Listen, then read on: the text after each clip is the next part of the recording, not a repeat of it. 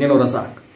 పవన్ కళ్యాణ్ గారు దాన ధర్మాల ఒక చారిటబుల్ ట్రస్ట్ అంట. నేనైతే లేచినప్పటి నుంచి ఎన్ని దాన ధర్మాలు చేసినాడో లెక్కపత్రం లేదు ఇప్పటి వరకు. సొంత డబ్బులే పంచినాడు పంచుతానే ఉంటాడు, పంచబోతాడు కూడా. విషయం ఏంటంటే మన ఈటీవీలో ఒక కథనం వచ్చింది.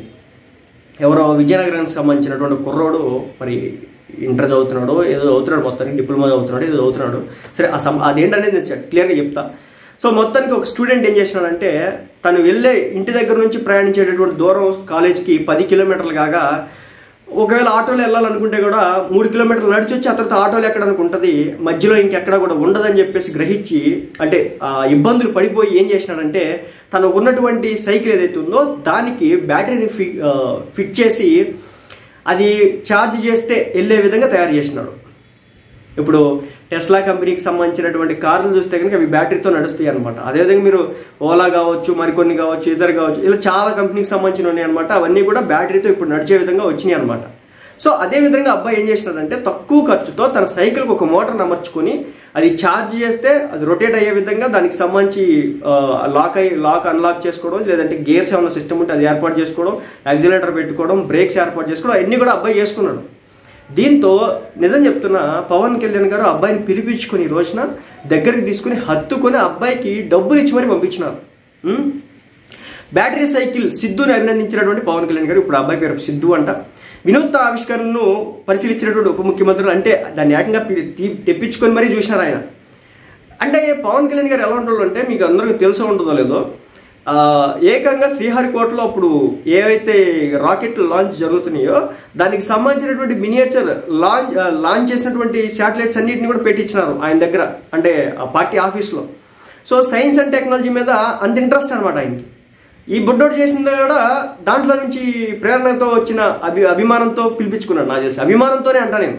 ఆ బుడ్డోడి మీద ఆ చేసిన పనికి గాను అభిమానంతో పిలిపించుకున్నాడు. ₹1,00,000 ప్రోత్సాహం అందజేత, అంటే తన సొంత డబ్బులు అయి ఉంటాయి. అయ్యి అతి తక్కువ ఖర్చుతో బ్యాటరీతో నడిచే సైకిల్ రూపొందించినటువంటి విజయనగరం జిల్లాకు చెందినటువంటి ఇంటర్మీడియట్ అంట. ఇందాక నేను డిప్లొమా ఏదో చెప్పినా కదా, ఇంటర్మీడియట్ అంట. సో ఇంటర్మీడియట్ విద్యార్థి రాజాపు సిద్ధుని రాష్ట్ర ఉప ముఖ్యమంత్రి, అటవీ పర్యావరణ సైన్స్ అండ్ టెక్నాలజీ శాఖ మంత్రి శ్రీ పవన్ కళ్యాణ్ గారు అభినందించినారు.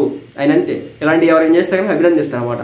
వినూత్న ఆలోచనతో సరికొత్త ఆవిష్కరణకు రూపమిచ్చినటువంటి సిద్ధు గురించి సామాజిక మాధ్యమాల ద్వారా తెలుసుకుని అతన్ని మంగళగిరిలోని క్యాంపు కార్యాలయానికి పిలిపించుకొని ఆ అబ్బాయితో ప్రత్యేకంగా మాట్లాడడం జరిగింది. సిద్ధు ఆవిష్కరించినటువంటి సైకిల్ని స్వయంగా నడపడం జరిగింది. పవన్ కళ్యాణ్ గారు నడిపినటువంటి ఫోటోలు నేను పక్కన కుదిరితే వేస్తాను. సో ఏడవైతే జరిగింది.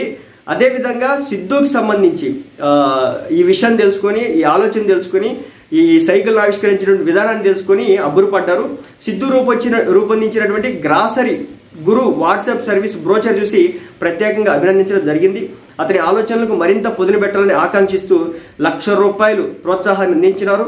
సైకిల్పై సిద్ధుని కూర్చోబెట్టుకుని నడిపారు. విజయనగరం జిల్లా జాడావారి కొత్తవలస గ్రామానికి చెందిన సిద్ధు సుదూరంలో ఉన్నటువంటి కాలేజీకి వెళ్లేందుకు స్వయంగా ఒక ఎలక్ట్రిక్ సైకిల్ తయారు చేసుకున్నాడు.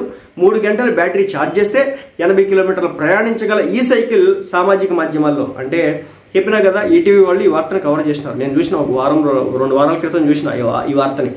చూసిన క్రమంలోనే అనుకున్నా ఏదో మంచి ఇనిషియేటివ్, దీన్ని ప్రభుత్వం గుర్తించి అబ్బాయికి ఏమైనా ప్రోత్సాహం ఇచ్చి సో తక్కువ ఖర్చుతో ఇలాంటి సైకిల్స్ కొంచెం మోడర్న్ గా తయారు చేసే విధంగా, అంటే మార్కెట్లో లేవంటే ఉన్నాయి, ఎలక్ట్రిక్ సైకిల్స్ ఉన్నాయి. బట్ ఈ అబ్బాయి అది తీసుకోవాలంటే ఖర్చు అవుతుంది. ఎంత కాదనుకున్నా 1,20,000, 1,50,000 అవుతుంది. అంతకంటే ఎక్కువ కూడా అవ్వచ్చు.